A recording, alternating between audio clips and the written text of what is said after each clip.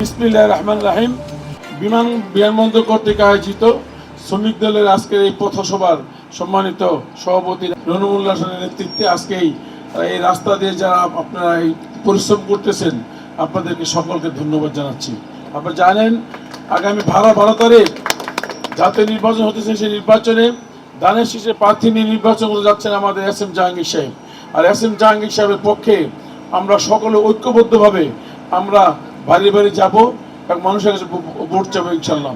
আজকে আপনারা রাস্তা দিয়ে ট্রাক নিয়ে যে পরিশ্রম করতেছেন, এই জন্য এই বিমানবন্দর শ্রমিক দলকে আমার এস.এম. জাহাঙ্গীরের পক্ষ থেকে অশেষ ধন্যবাদ জানাচ্ছি এবং আমার পক্ষ থেকে আপনাদেরকে ধন্যবাদ জানাচ্ছি।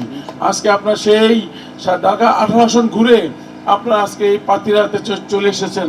আমরা এই 43 চলে আসছে, 43 নম্বর ওয়ার্ডে আজকে আপনারা চলে আসছেন। এই 43 নম্বর ওয়ার্ডের বাসীর পক্ষ থেকে আপনাদেরকে শ্রমিক দলকে ধন্যবাদ।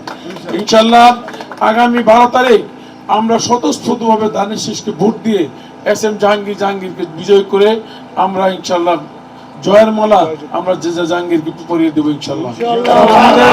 আমাদের চেয়ারম্যান জনাব তারেক রহমানের হাতকে শক্তিশালী করবো ইনশাল্লাহ, যাতে আগামী বাংলাদেশ সুন্দর সুশৃঙ্খল বাংলাদেশ গঠন করতে পারেন। সবাই বিমানবন্দর থানাকে ধন্যবাদ জানিয়ে আমার বক্তব্য শেষ করছি এবং সবাইকে ধন্যবাদ।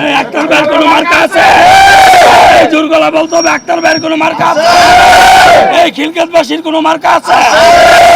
ওই সেই মার্কা এবার যাবে 18-তে আক্তার ভাইয়ের, জাহাঙ্গীর ভাইয়ের, তারেক রহমানের, খালেদা জিয়ার, শহীদ জিয়ার, জিয়ার সৈনিক।